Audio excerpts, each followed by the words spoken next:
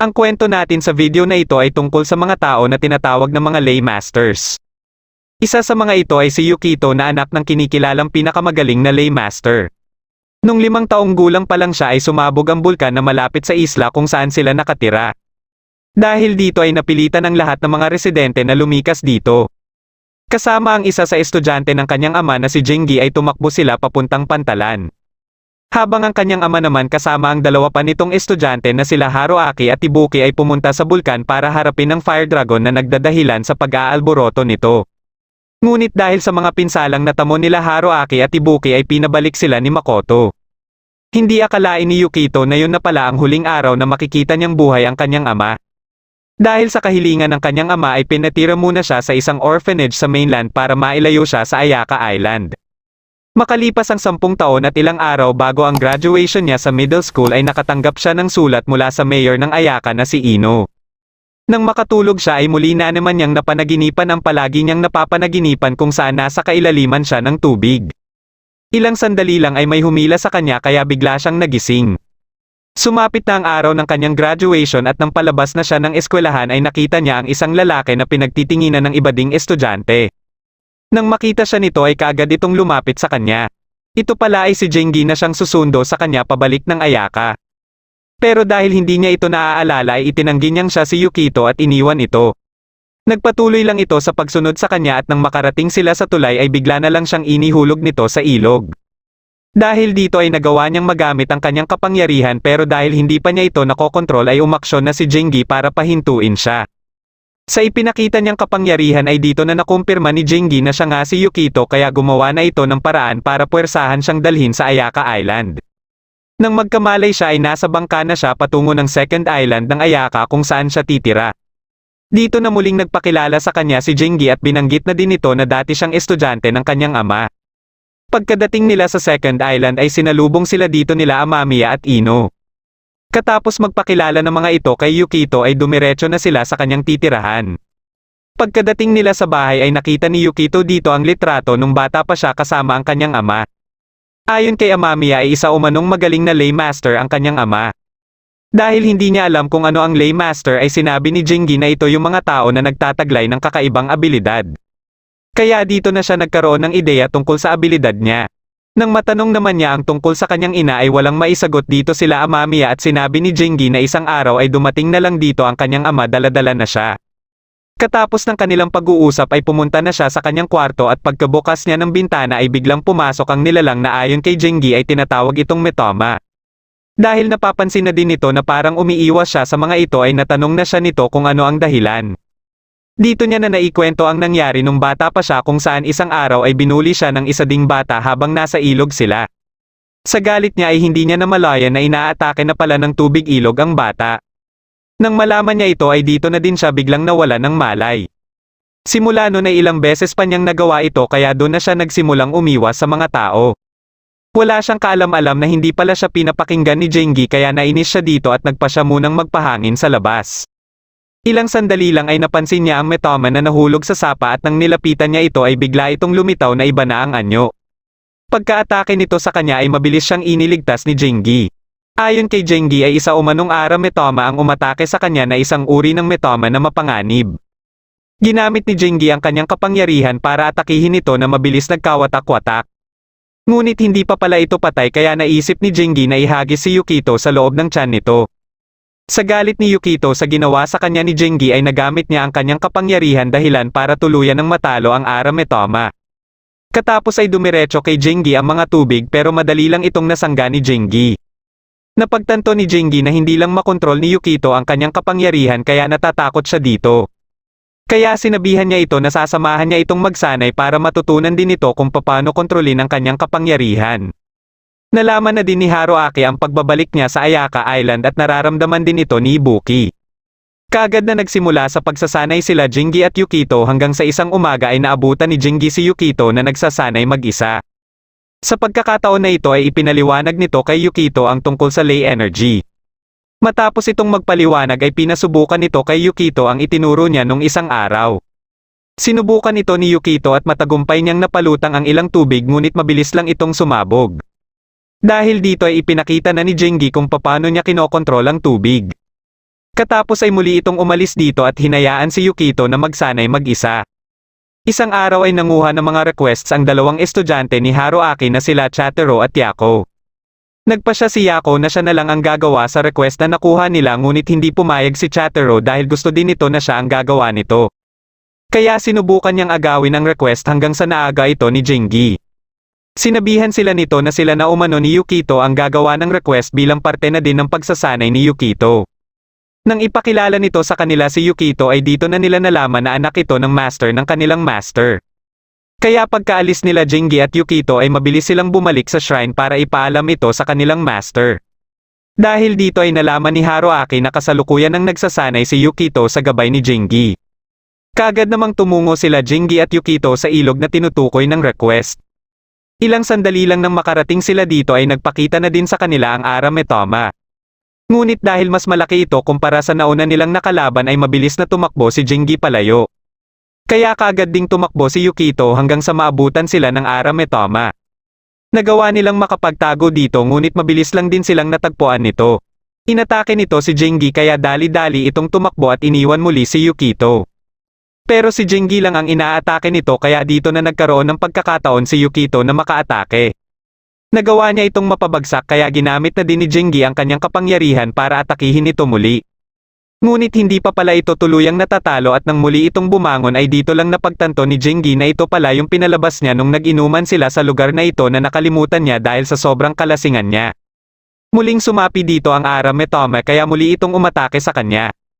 Ilang sandali lang ay dumating dito si Haruaki at gamit ang kanyang kapangyarihan ay mabilis niyang napacify ang Arame Toma. Pagkababa niya ay pinagsabihan niya si Jingi dahil sa pagiging palainom nito. Katapos ay dito na din nagpasalamat sa kanya si Yukito. Nilapitan niya ito at binuhat na katulad nung ginagawa niya nung bata pa ito. Nagpakilala din siya dito at binigyan niya ito ng candy. Katapos ay umuwi na sila habang si Jingi naman ay iniwan nila sa ilog para mamulot ng basura bilang parusa sa naging kapabayaan nito. Napag-usapan nila Yukito at Haruaki kung bakit nagiging bayulente ang Metoma at nagiging Arame Toma.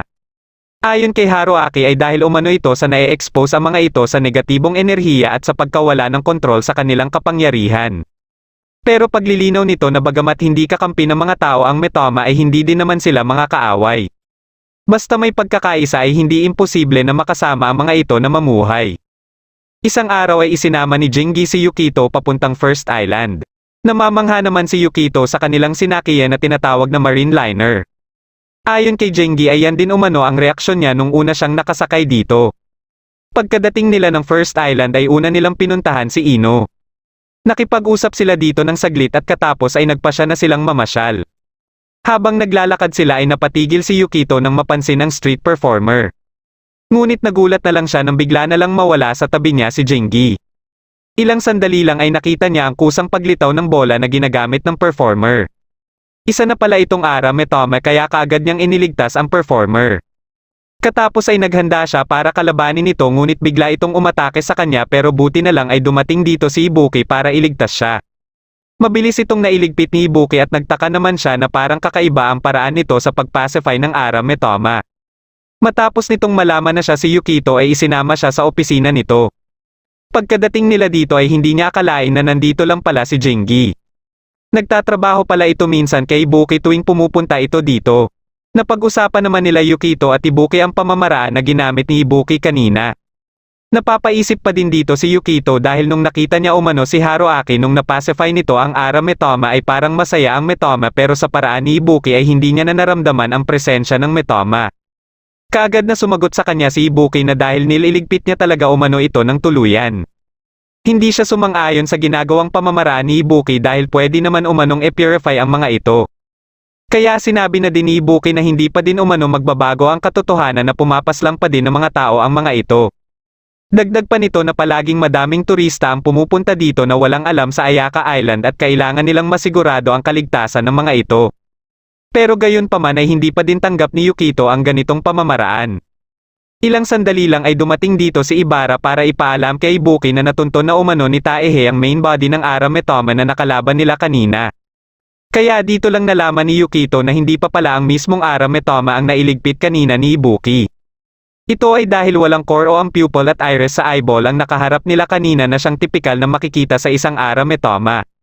Balak sana ni Jingi na sumama ngunit sinabihan siya ni Ibuki na isama na lang niya umano si Yukito at umuwi na sila. Habang naglalakad na sila pauwi ay napag-usapan nila ang Ayaka security na siyang itinatag ni Ibuki.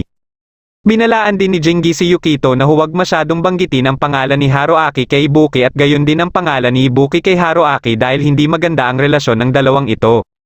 Biglang naalala ni Jingi na hindi pa pala niya nakukuha kay Ibuki ang kanyang allowance kaya dali-dali siyang bumalik. Nagpatuloy si Yukito sa paglalakad at ilang sandali lang ay bigla siyang nakarinig ng pagsabog.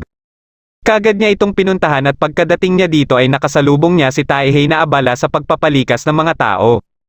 Matapos niyang sabihin dito na isa din siyang lay master ay kaagad siyang nagpatuloy hanggang sa makarating siya sa kinaroroonan ng Arametoma. Ginamit niya ang kanyang kapangyarihan para atakihin ito ngunit hindi ito umubra. Dumating dito ang ibang miyembro ng Ayaka security para polanan ng bala ang Arametoma at dumating din dito si Jingi. Pagkadating dito nila Ibuki ay inilabas na ni Ibuki ang kanyang Arbiter's Executioner. Ayon kay Jingi ay isa umano itong black magic na kung saan hinihigop ni Ibuki ang kapangyarihan ng Arametoma.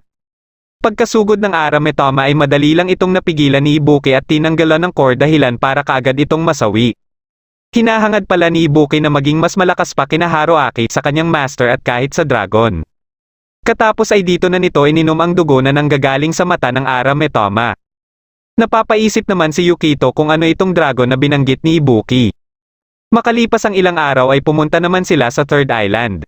Sa isla na ito matatagpuan ang Kazen Shrine ni Haruaki at ito ang balak nilang bisitahin dahil sa hiling ni Yukito na makita si Haruaki.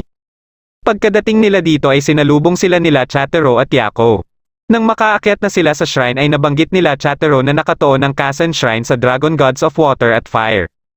Kaya nasali na sa usapan nila ang Fourth Island na kung saan sinasabing dito naninirahan ang dalawang dragon. Dahil sa mga sinabi nila Chatero ay muling naalala ni Yukito ang dragon na nabanggit ni Ibuki. Ilang sandali lang ay dumating na din dito si Haruaki para salubungin sila. Habang naliligo sila Jingi sa hot spring ay kinausap muna ni Haruaki si Yukito. Kagad namang binanggit ni Yukito ang pagkikita nila ni Ibuki nung isang araw. Nasabi din niya ang pamamaraan nito sa mga Arametoma. Natanong naman ni Haruaki sa kanya kung hanggang saan na ang kanyang nalalaman tungkol sa lay energy.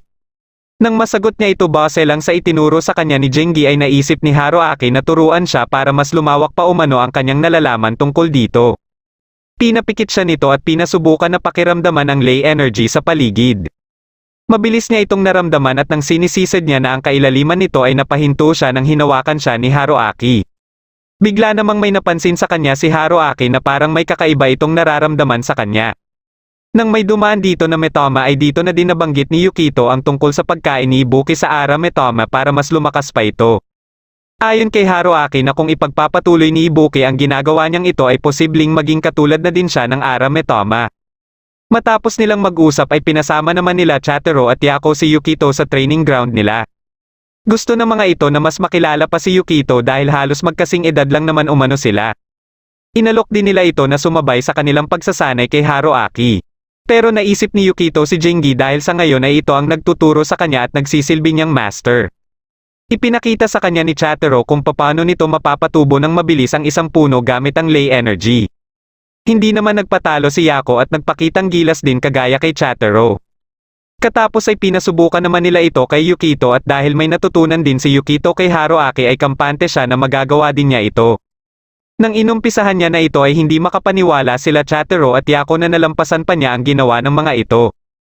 Dahil patuloy pa din sa paglaki ang puno ay pinahinto na siya ngunit hindi niya pala ito mapahinto. Dito na nagpakita sa kanila si Jingi at ginabayan si Yukito kung paano niya makokontrol ang kanyang kapangyarihan. Kaya ilang sandali lang ay matagumpay niya itong napahinto. Pagkaalis dito ni Jingi ay nagtaka naman si Yukito sa naging reaksyon nila Chatero at Yako dahil imbis na matakot ang mga ito sa kanya ay hindi niya inaasahan na mamamangha ang mga ito sa ginawa niya. Bagamat alam niya na mas malaki ang maitutulong sa kanya kung sumabay siya sa mga ito sa pagsasanay ay mas pinili niya muna ngayon na magsanay kasama si Jingi. Pagka-uwi nila ay muling nagsanay si Yukito at nakakagawa na siya ng barrier. Inangat ni Jingi ang kanyang kamay at umupo ito sa nilikha niyang barrier. Ilang sandali lang ay nakaramdam siya ng lindol at bigla siyang nag-react dito dahilan para mawalan siya ng kontrol. Kinabukasan ng umaga ay muli na naman silang nakaramdam ng lindol. Dahil dito ay humingi ng pera si Jingi kay Amamiya at dahil binigyan ito kaagad ni Amamiya ay nagtaka dito si Yukito.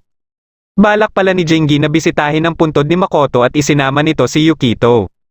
Pagkadating nila dito ay nilinisan muna nila ito at katapos ay naglagay sila ng insenso at alak.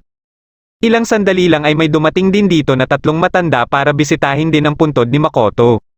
Dito na nalaman ni Yukito na kaya pala bumibisita ang mga ito matapos maramdaman ang lindol ay para pasalamatan ang kanyang ama sa pagliligtas nito sa Ayaka Island. Dahil hindi pa din niya maalala ang mga nangyari 10 taon na ang nakakaraan ay ikwento na ito sa kanya ni Jingi. Sinimula ni Jingi ang kwento tungkol sa Fire at Water Dragon na nabanggit dati nila Chatero. Ayon kay Jingi na ang Fire Dragon umano ang dahilan bakit nagkakaroon ng lindol at dahil ito sa patuloy na paglakas nito. Nagsimula umano ito 15 taon na ang nakakaraan nung biglang mawala ng tubig ang lawa sa 4th Island. Sa hindi malamang dahilan ay nawala din ang karibal ng Fire Dragon o ang Water Dragon. Dito na nawala ang balanse sa pagitan ng Fire at Water na naging sanhi ng lalong paglakas ng Fire Dragon. Dahil dito ay sumabog ang bulkan sa 4th Island na maglulubog sana sa mga isla ng Ayaka. Pero hindi ito nangyari dahil sa ginawa ng ama ni Yukito o ni Makoto para mapacify ang Fire Dragon. Kaya simula noon ay isang dekada ng mapayapa ang Ayaka Island dahil sa kabayanihan ni Makoto. Ilang sandali lang ay nakita nila si Ibara na paalis na dito. Sinubukan itong yayain ni Jingi ngunit nagpatuloy lang ito at dito na naalala ni Jingi bakit bumisita din ito dito. Ngayong araw din pala ang death anniversary ng mga magulang ni Ibara. Nakita ni Yukito ang susi malapit sa puntod at sigurado sila na pagmamay-ari ito ni Ibara. Dahil dito ay pumunta sila sa First Island para personal na isauli ito kay Ibara. Habang naglalakad na sila papunta sa opisina nila Ibuki ay nakita nila sila Chatero at Yako. Ayon sa mga ito ay naatasan umano sila ni Haruaki na magmasid dito dahil sa ilang beses na paglindol. Balak sana ng mga ito na sumama muna kina Yukito ngunit nang malaman nila na papunta sila Yukito kay Ibara ay nagbago kaagad ang kanilang isip at mabilis na umalis dito. Pagkadating nila sa opisina ay naabutan nila dito sila Ibuki at Taehei. Pero sakto na magpaalis na din dito si Ibuki kaya pinag-iingat na lang nito sila Yukito pauwi. Matapos malaman ni Taehei ang kanilang sadya dito ay tinawagan nito si Ibara para papuntahin dito. Kaya makalipas lang ang ilang minuto ay dumating na ito dito. Kaagad na isinauli ni Yukito dito ang mga susi at kagaya sa kanya ay mahiyain din pala ito. Bigla ulit silang nakaramdam ng lindol at sigurado si Jingi na isa na itong Fire Arametoma. Dahil dito ay mabilis na tumakbo si Ibara palabas para puntahan ito. Kagad naman siyang sinundan nila Yukito at habang kausap ni Ibuki si Ino ay tinawagan ito ni Taehei para ipaalam ang tungkol sa Fire Arametoma. Pagkadating nila Yukito at Jingi sa lugar ay naabutan nila ang babae na nasa nasusunog na bahay. Mabilis itong iniligtas ni Jingi at pinona na lang nito si Yukito para habulin si Ibara. Habang papunta din sila Chatero sa kinaroroonan ng Fire Arametoma ay nakita din nila si Ibara na patungo dito. Nang makarating si Ibara sa kinaroroonan ng Fire Arametoma ay kaagad siyang inatake nito. Muli niyang naalala ang Fire Arametoma na pumislang sa kanyang mga magulang. Dahil dito ay muli siyang sumugod at inatake ito ng paulit-ulit. Bigla itong umatake sa kanya pero buti na lang ay dumating dito si Yukito na mabilis itong sinangga. Nang makita niya si Yukito ay muli niyang naalala ang araw nung iniligtas siya ni Ibuki mula din sa Fire Arametoma. Ginamit ni Yukito ang mga water hydrant para subukan na atakihin ang kalaban. Ngunit hindi ito umubra at ilang sandali lang ay dumating na din dito sila Chatero at Yako. Muling umatake ang kalaban na nagawa ulit masangga ni Yukito. Habang sinasangga ito ni Yukito ay sinubukan ni Ibara na atakihin muli ang kalaban. Naglaban silang dalawa at tumulong na din si Yukito. Ngunit hindi pa din nila ito matalo kaya nagpasya na sila Chatero at Yako na tumulong na din. Naunang umatake silang dalawa na mabilis sinundan nila Yukito at Ibara. Napansin nila na parang may balak na tumakas ang kalaban kaya kaagad nila itong pinigilan. Katapos ay inatake nila ito muli at habang hindi pa ito makagalaw ay pinunterya ni Ibara ang mata nito. Dahil dito ay matagumpay na nila itong napacify pero makalipas lang ang ilang minuto ay may nagsibagsakan muli ng mga Fire Arametoma sa kinaroroonan nila. Mabilis na lumika si Yukito ng barrier kaya nakaligtas sila sa atake ng isa sa mga ito. Ngunit kagad naman sila nitong pinalibutan ng apoy. Sa kagustuhan ni Yukito na mailigtas silang lahat ay muling nagbago ang hitsura ng kanyang mga mata. Biglang dumating dito si Haruaki at mabilis na napacify ang kalaban na nagpalabas ng apoy. Dumating din dito si Ibuki at tinalo din ang isa pang kalaban. Sinubukan nilang dalawa na atakihin ang natitirang kalaban ngunit hindi ito kaagad natalo. Dahil dito ay naging interesado si Ibuki sa Fire Arametoma na ito. Balak niya sanang kainin ang core ng Arametoma na tinalo niya pero kaagad itong pinacify ni Haruaki. Sa galit niya kay Haruaki ay nagkasagutan silang dalawa. Pagkabangon ng kalaban ay naunang umatake dito si Haruaki na sinundan ni Ibuki dahilan para matalo na nila ito. Mabilis na nilapitan ni Ibuki ang core nito kaya kaagad siyang pinigilan ni Haruaki. Dito na nagpa siya si Ibuki na gamitin ang kanyang Arbiter's Executioner at sinangga ang sunod na atake ni Haruaki. Nang kukunin niya na sana ang core ay mabilis na kumilos si Haruaki para pigilan siya. Patuloy silang naglaban hanggang sa dumating dito si Jingi at naipacify ang Arametoma. Katapos ay pinagsabihan niya sila Haruaki at Ibuki na itigil na ang kanilang ginagawa dahil pinapanood sila ng kani-kanilang mga estudyante. Dito na sila kumalma pareho at humingi ng tawad sa kanilang mga estudyante sa naging asal nila. Makalipas ang ilang oras ay nagtipon-tipon muna sila sa estasyon habang hinihintay nila Chatero si Haruaki. Napag-usapan nila ang pakikipaglaban nila sa mga Fire Arametoma at nabanggit ni Yukito kay Ibara na kung magkaroon man umano ng pagkakataon ay gusto niyang magkatrabaho sila muli. Dito na nagpa siya si Ibara na ibigay kay Yukito ang kanyang contact information. Pati sila Chatero at Yako ay nakipagpalitan din ng contact information kina Yukito at Ibara. Nang makauwi na sila Yukito sa second island ay dito na siya nagtanong kay Amamiya kung ano ang mga nangyari 10 taon na ang nakakaraan. Ilang araw bago ang pagsabog ng bulkan ay nakiusap si Ibuki kay Makoto na payagan si Haruaki na pangunahan ng Dragon Pacifying Ritual at handa din umano siyang mag-assist dito. Ngunit ayon kay Makoto ay hindi pa umano handa dito si Haruaki. Kahit anong pilit ni Ibuki ay hindi pa din sila pinayagan ni Makoto kaya wala na silang nagawa pa. Isang gabi ay muli silang nakaramdam ng lindol at parang alam na ni Makoto ang ibig sabihin nito. Dahil dito ay nagpasya siya na pumunta muna ng mainland para kumuha ng sandata. Habang sila Haruaki at Ibuki muna ang naatasan niya para magbantay dito. Makalipas lang ang ilang oras ay napansin nila ang kakaibang kinikilos ng mga metoma. May kutob sila na posibleng hum-ina na ang selyo na inilagay nila sa bulkan. Alam nila na sa oras na makawala ang Fire Dragon ay siguradong magdudulot ito ng matinding pinsala sa buong Ayaka. Dahil dito ay wala na silang ibang naiisip na paraan kundi isagawa ang Dragon Pacifying Ritual habang hindi pa dumadating si Makoto. Dumaan dito ang isa nilang kakilala para sabihan sila na pumunta ng pantalan dahil may dala umanong malaking bangka si Ino. Kaya naatasan nila si Jingi para samahan sila Yukito at Amamiya at umalis na sila dito para pumunta ng Fourth Island. Pagkadating nila dito ay nakita nila ang unti-unting pagkalat ng lava na nanggagaling sa bulkan kaya ginamit nila kaagad ang kanilang kapangyarihan para mapakalma ito. Akala nila ay matagumpay na nilang napakalma ang bulkan ngunit bigla na lang itong sumabog. Dito na lumitaw sa kanilang harapan ng Fire Dragon na gustong umatake pero buti na lang ay napipigilan pa ito ng barrier. Sinamantala nila ang pagkakataon na ito para isagawa na ang Dragon Pacifying Ritual. Ilang sandali lang ay napaluhod na si Ibuki sa panghihina kaya bago pa tuluyang makumpleto ang ritual ay tuluyan ng nasira ang barrier. Mabilis na iniligtas ni Haruaki si Ibuki mula sa atake ng Fire Dragon dahilan para parehas silang magtamo ng pinsala. Nang aatakihin na ulit sila ng dragon ay biglang dumating dito si Makoto para pigilan ito. Susubukan ulit ni Makoto na maiselyo ang Fire Dragon para maiwasan ang tuluyan na pagkawasak ng Ayaka. Pero alam niya na kahit isakripisyo niya ang kanyang buhay ay hindi pa ito 100% na magtatagumpay. Gusto naman ni Ibuki na tulungan siya ngunit inatasan niya lang si Haruaki na isama si Ibuki palayo dito na kaagad namang sinunod ni Haruaki. Pagkalapag nila sa kabilang isla ay muling sumabog ang bulkan at wala nang magawa pa si Ibuki kundi pagmasdan na lang ito. Kinaumagahan ay muling binalikan nila Haruaki at Ibuki ang Fourth Island at laking tuwa nila nang makita si Makoto. Ngunit ilang sandali lang ay napagtanto nila na wala na pala itong buhay. Dahil sa pagkasawi ni Makoto ay hindi ito naging madali para kay Ibuki. Dito na nagumpisa ang hindi nila pagkakaintindihan ni Haruaki at matapos lang ang burol ay kaagad itong umalis ng isla. Makalipas ang ilang taon ay muling bumalik dito si Ibuki na may natutunan na ng mga delikadong spells. Isang araw ay biglang nakatulog si Yukito habang nagpapahinga. Muli niyang napanaginipan ang parati niyang napapanaginipan na nasa kailaliman siya ng tubig.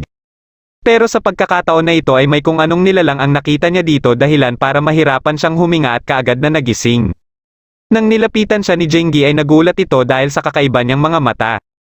Ilang sandali lang ay nakatanggap siya ng mensahe mula kay Chatero. Gusto nito na imbitahan silang dalawa ni Ibarra sa darating na linggo para sa magaganap na festival sa Quezon Shrine.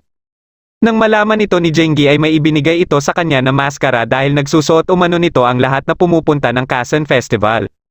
Dagdag pa nito na ang maskara na ito ay pagmamay-ari ng kanyang ama. Sumapit na ang araw ng festival at pagkadating nila sa Quezon Shrine ay una nilang nakita dito si Ibarra.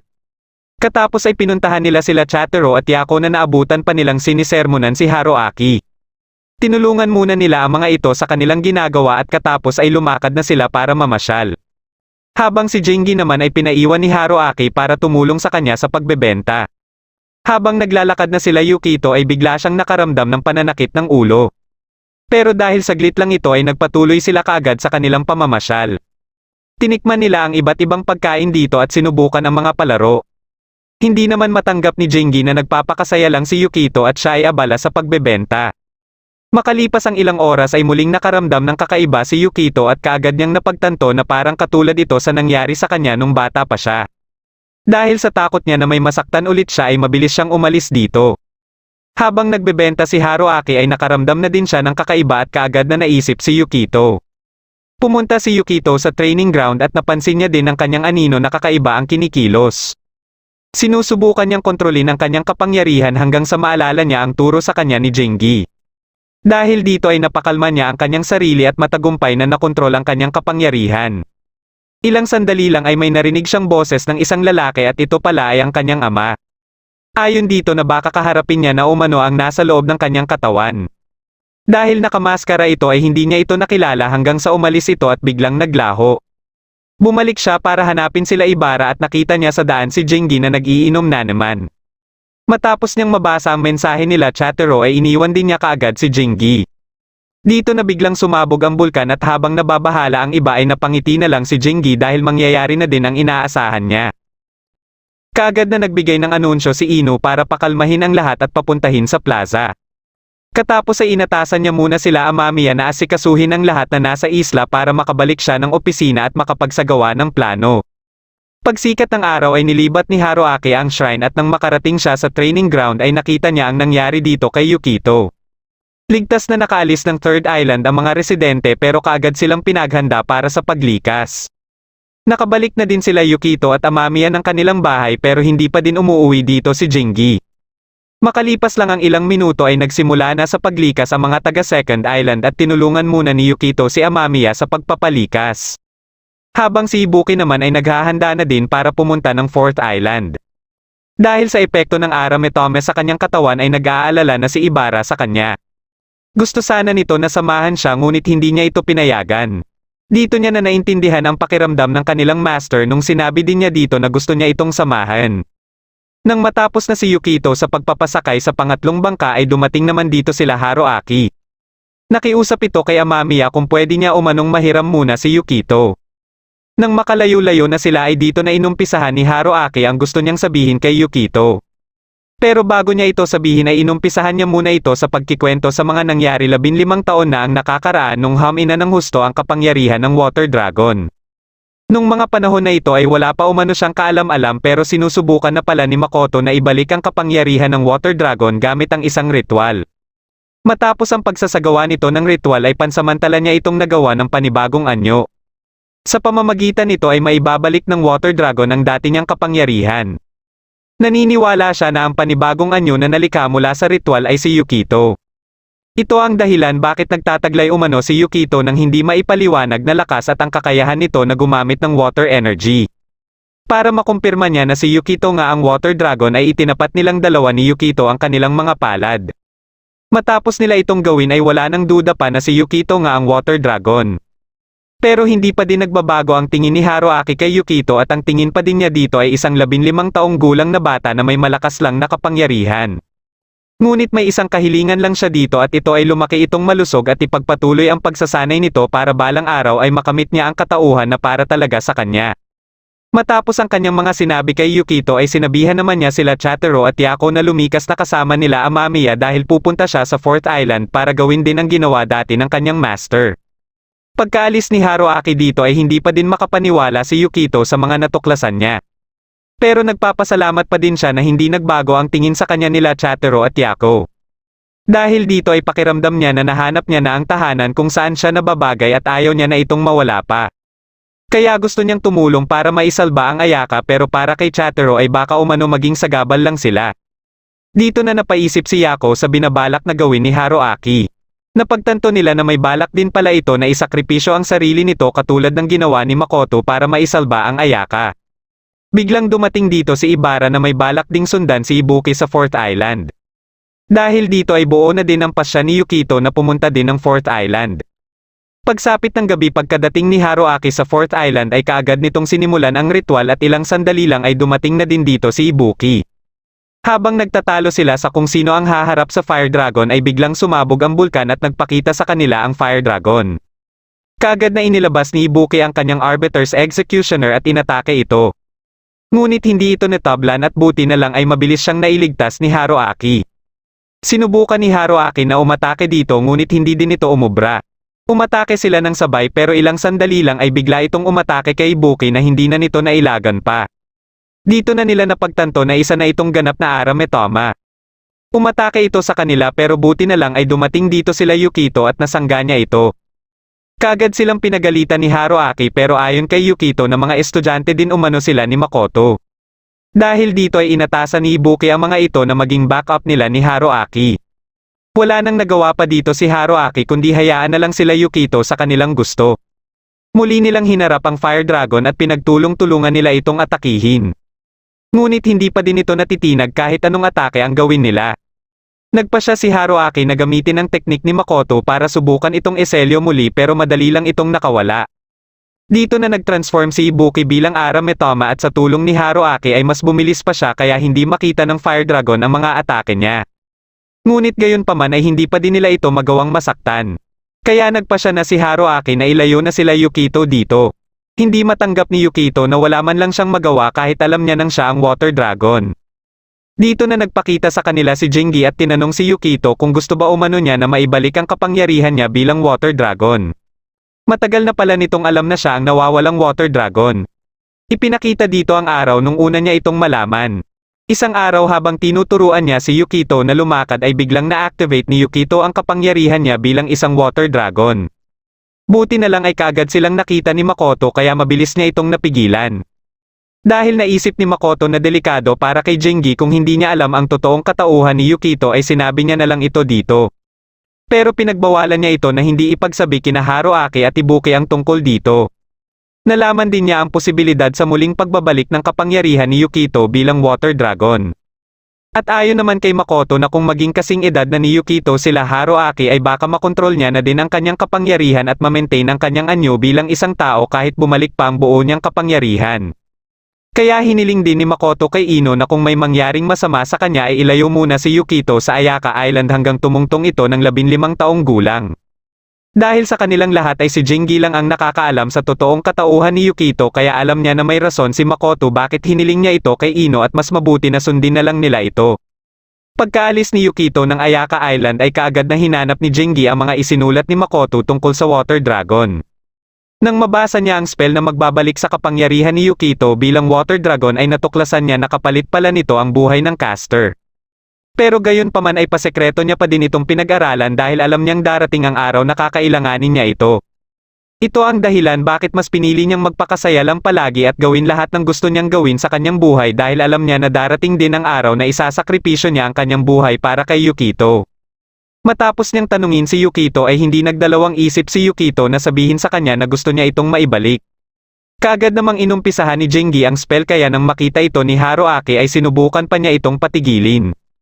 Pagkadilat ni Yukito ay nasa ibang dimensyon na sila ni Jingi na puno ng ley energy. Hinawakan ni Jingi ang kanyang kamay at sabay silang tumalon.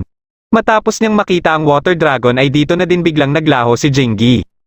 Kaya pagkabagsak ni Jingi sa realidad ay naibalik na ni Yukito ang kapangyarihan niya bilang Water Dragon at nag-transform na din sa pagiging Water Dragon. Nagpalitan sila ng atake ng Fire Dragon kaya napilitan na din sila Haruaki na lumikha ng barrier para masangga ang mga tumitilapon na atake ng mga ito. Hindi pa din makapaniwala sila Yako na si Yukito ang Water Dragon na nasisilayan nila. Alam ni Haruaki na hindi naglalaban ang dalawang dragon kundi sinusubukan lang ng mga ito na maibalik ang kanilang pagkakaisa. Pero sumagi sa kanilang isipan kung makakabalik pa ba si Yukito sa pagiging tao sakaling maibalik na ng mga ito ang kanilang pagkakaisa o bumalik na lang siya sa Lei Energy bilang Water Dragon. Ilang sandali lang ay kinausap na ni Yukito ang Fire Dragon at humingi ng tawad dito sa pagiging mahina niya kaya bigla siyang nawala. Kaagad itong naintindihan ng Fire Dragon kaya nawala na din ang kanyang pagiging Ara Metoma. Kasabay ng pagsilutangan ng mga Metoma ay ang pagkakaisa na ng dalawang dragon dahilan para kumalma na din ang bulkan. Ilang sandali lang ay nakita ni Ibara si Yukito katabi si Jingi kaya kaagad nila itong nilapitan. Pinipilit ni Yukito na gisingin si Jingi ngunit nang hinawakan na siya ni Haruaki ay dito niya na napagtanto na wala na ito. Inihatid siya ni Haruaki sa kanilang bahay kaya nalaman na din ni Amamiya ang sinapit ni Jingi. Habang idinaraos ang burol ay nasa kwarto lang si Yukito at nagkukulong. Nilapitan ni Haruaki si Ibuki at napag-usapan nila ang pagiging water dragon ni Yukito. Katapos ay napaisip si Ibuki kung saan kaya natutunan ni Jingi ang spell. Dito na ipinakita ni Haruaki ang isang libro na nakita umano ni Amamiya nung maglinis ito sa kwarto ni Jingi. Nakasulat sa libro na ito kung paano na ibalik muli ng sinaunang Lay Master ang Water Dragon kapalit din ng kanyang buhay. May hinala si Haruaki na simula pa lang nung pumanaw ang kanilang master ay siguradong pinag-aralan na ito ni Jingi para mailigtas ang Ayaka Island kahit alam din nito na magiging kapalit nito ang kanyang buhay. Sinubukan naman ni Amamiya na kausapin si Yukito na hindi pa din matanggap ang pagkawala ni Jingi. Sinisisi nito ang kanyang sarili dahil kung kaya lang umano niyang mag-isa na maging Water Dragon ay hindi sana ito mangyayari kay Jingi. Para naman kay Amamiya ay hindi niya umano dapat sisihin ang kanyang sarili dahil kung ginawa man ito ni Jingi ay baka yun lang siguro ang tanging paraan. Katapos ay sinabihan din siya nito na baka malungkot lang umano si Jingi kung hindi siya magpapakita dito. Makalipas ang ilang minuto pagkaalis ni Amamiya ay may dumaan dito na Metoma. Sinundan niya ito at papunta pala ito sa kinaroroonan ni Jingi. Pagkalapit niya dito ay hindi niya na napigilan ang kanyang sarili at pinilit itong gisingin. Dito na siya biglang napunta muli sa dimensyon na puno ng Lay Energy. Ilang sandali lang ay nakita niya dito si Jingi na tinatawag siya. Nagulat siya kung bakit ito nandito at humihingi din ito ng tulong sa kanya. Nang bigla siyang magising ay sakto ding dumating dito sila Amamiya at Ino. Kaagad niyang sinabi sa mga ito ang posibilidad na pwede pang maibalik si Jingi. Katapos ay lumabas siya ng bahay para pumunta ng Fourth Island. Nagawa niyang makapag-transform bilang Water Dragon kaya naramdaman siya nila Haruaki at Ibuki. Pagkadating niya sa Fourth Island ay kaagad siyang sumisid dito at nakapasok ulit siya sa dimensyon ng Lay Energy. Sinubukan niyang hanapin dito si Jingi hanggang sa may makita siyang nilalang na nawala din kaagad.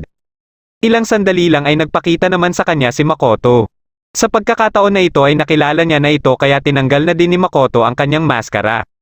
Dito na nito ipinaliwanag lahat kay Yukito kung bakit niya umano hiniling kay Ino na ilayo ito sa Ayaka Island lalo na dito sa Fourth Island. Matapos niyang masabi lahat ang mga gusto niyang sabihin kay Yukito ay napag-usapan na nila ang pakay dito ni Yukito na iligtas si Jingi. Dahil alam din niya kung nasaan si Jingi ay isinama niya si Yukito para puntahan ito. Nakarating na din sa Fourth Island sila Haruaki at habang may isinasagawa itong ritual ay biglang may nagpakita dito na Ara Metoma. Nang aatakihin na sila nito ay kaagad itong pinaputukan ni Ibuki na kararating lang din dito kasama si Ibara. Ilang sandali lang ay nagsidatingan naman dito ang maraming Ara Metoma. Kaya nilabanan nila Ibuki ang mga ito habang tinatapos ni Haruaki ang ritual. Nang makarating sila Yukito sa kinaroroonan ni Jingi ay naabutan pa nila itong nalulunod sa Lay Energy. Kaagad itong tinulungan ni Yukito ngunit ang problema naman nila ngayon ay kung paano sila makakalabas dito. Ilang sandali lang ay may biglang narinig si Yukito at may napansin din silang liwanag. Pinuntahan nila ito sa pagbabaka sakali na ito yung daanan palabas dito. Nang sinubukan itong hawakan ni Yukito ay dito na sila natunto ni Haruaki. Nagkausap-usap sila saglit at katapos ay napansin nila Yukito na parang pinapasunod sila nito. Bago sila makaalis ay niyakap muna sila ni Makoto para makapagpaalam ito sa kanila. Matapos silang itulak nito ay dito na din ito naglaho. Naatasan ni Haruaki si Ibuki na sumisid sa kabilang dimensyon para iligtas sila Yukito. Sa pagpupumilit niya ay matagumpay niyang naipasok ang kanyang kamay at nahawakan si Yukito. Pero dahil sa Lay Energy ay napabitaw siya at dito na muling nakita ni Yukito ang nilalang na nakita niya kanina. Ito pala ang Fire Dragon na nalulungkot dahil aalis na siya. Kaya pinangako niya dito na babalik din siya dito dahil sa kabilang isla na siya titira. Katapos ng kanilang pag-uusap ay muli siyang hinawakan ni Ibuki at sa pagkakataon na ito ay matagumpay na silang nahila nito palabas. Nang magkamalay siya ay ipinakita sa kanya ni Haruaki ang kasalukuyang nangyayari sa kanilang bahay. Nang maglalagay na sana si Amamiya ng inumin ay nagulat siya nang biglang bumangon si Jingi. Dumating din dito si Ino na labis din ng pagkagulat matapos makita na nabuhay muli si Jingi. Dahil dito ay napatawa na lang si Yukito sa mga naging reaksyon ng mga ito. Kinaumagahan ay binisita si Jingi ng kanyang mga kaibigan at ibang mga tao matapos malaman ng mga ito ang muli niyang pagkabuhay. Hindi na sila nagsayang pa ng oras at kaagad na nag-inuman. Dito na nagtatapos ang huling episode ng Ayaka. Kung nagustuhan mo ang ating kwento ay huwag kakalimutan mag-like at mag-subscribe na din para malalaman mo kaagad kung may bago akong video. Maraming salamat sa panonood at shoutout na din kina